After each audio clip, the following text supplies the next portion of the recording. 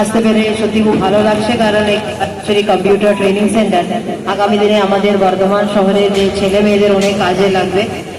কারণ আজকালে যেভাবে আমার আগে যারা বক্তব্য দিয়েছিলেন তারা বললেন কম্পিউটার ছাড়া আজকালে কোনো কাজ হয় না, আর কম্পিউটার শেখাটা খুব কঠিন নেই, কিন্তু অনেক সময় যার বাড়িতে বাবা মারা বেশি সাপোর্ট করতে পারে না কম্পিউটার সেন্টারে পাঠিয়ে, সেই রকম ছেলে মেয়েদের জন্য এই সেন্টারটা খুব কাজে লাগবে। আমি এমএলএ সাহেবকে বলবো এদের কোর্স করার পরে তাদের একটা সার্টিফিকেটের ব্যবস্থা করে দেওয়া, এবং শুধু ডিটিপি বা অন্যান্য শুধু জিনিসটা নেই, আজকের কি কি জিনিসটা দরকার আছে সেগুলো একটু আমাদের সঙ্গে একটু কথা বলে সেভাবে গ্রাফিক ডিজাইন থেকে শুরু করে রেকর্ডিং মিক্সিং আজকাল তো সবকিছু কাজ কম্পিউটারের মারফতে হয়, সেভাবে আজকের যে প্রয়োজন রয়েছে জিনিসের উপরে যেন ট্রেনিং এর ব্যবস্থা দেওয়া, এবং আমাদের যে বাংলাতে আমরা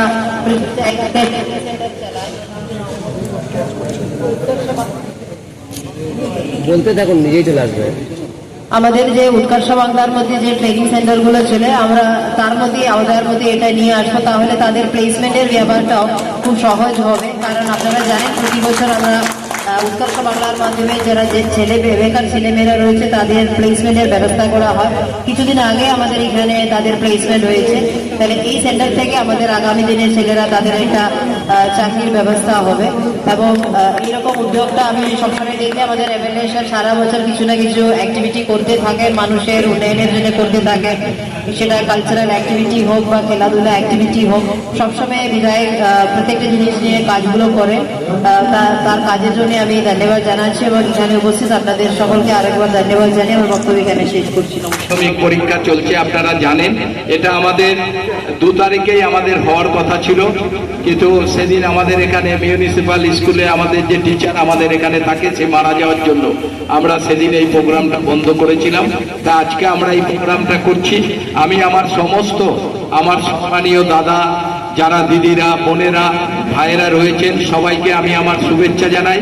আমার বহুদিনের ইচ্ছা বিভিন্ন কাজের সঙ্গে আমরা একটা পয়সায় কম্পিউটার সেন্টার করি, যদিও রাজ্যের মাননীয় মুখ্যমন্ত্রী কম্পিউটার স্কুলে শেখার জন্য অজস্র ব্যবস্থা করেছেন প্রতিটি স্কুলে, তা সত্ত্বেও আমরা আমাদের এইখানে আমরা যে ট্রাস্ট চালাই সেই ট্রাস্টের সবার সহযোগিতায় মাননীয় মুখ্যমন্ত্রীর অনুপ্রেরণায় আমরা 5 থেকে 8 পর্যন্ত বিনা পয়সায় এই কম্পিউটার শিবির আমরা আজকে উদ্বোধনের পর আমরা শুরু করব।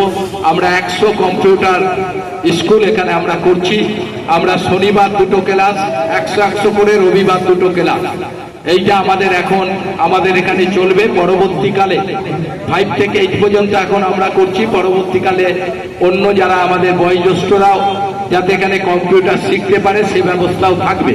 কারণ আমি নিজে জানি, একটা অনুভব করেছি যে একটা বেসরকারি একটা মুদি দোকানেও যদি এখন একটা লোক কাজ করতে যায় আগেই জিজ্ঞাসা করে, পড়াশোনার থেকে আগে জিজ্ঞাসা করে তুমি কম্পিউটার জানো? যদি কম্পিউটার জানে তবেই তার কাজ হবে। যতই পড়াশোনা জানো, কম্পিউটার না জানলে এখন আর কারোর কোথায় কাজ নাই। তাই আমরা যদি কিছু ছেলে মেয়েকে এইভাবে পড়াশোনার সঙ্গে সঙ্গে কম্পিউটারটা আমরা শেখাতে পারি, সে যদি শিখে যায় তাহলে পরবর্তীকালে তার ভবিষ্যৎ ভালো হবে।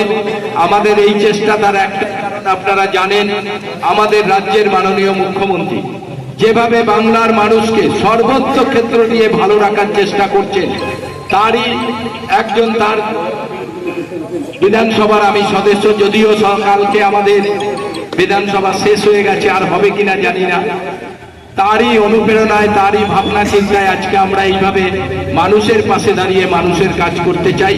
বর্ধমান শহরের হাজার হাজার মানুষ যাদের সহযোগিতায় আজকে আমরা এত বড় একটা জায়গায় আমরা কাজ করে চলেছি, একটার পর একটা কাজ আমরা করছি শুধু আপনাদের সহযোগিতায়। আমরা চাই সবাই সেই সহযোগিতা করতে হবে।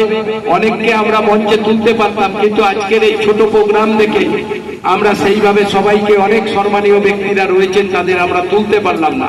পরবর্তীকালে তো আমাদের অনেক প্রোগ্রাম হয় আপনারা জানেন, আবার আমাদের অনেক প্রোগ্রাম হবে। যেহেতু আমরা সবাইকে ডাকি, আমাদেরও ইচ্ছা থাকে সবাই একটু মঞ্চে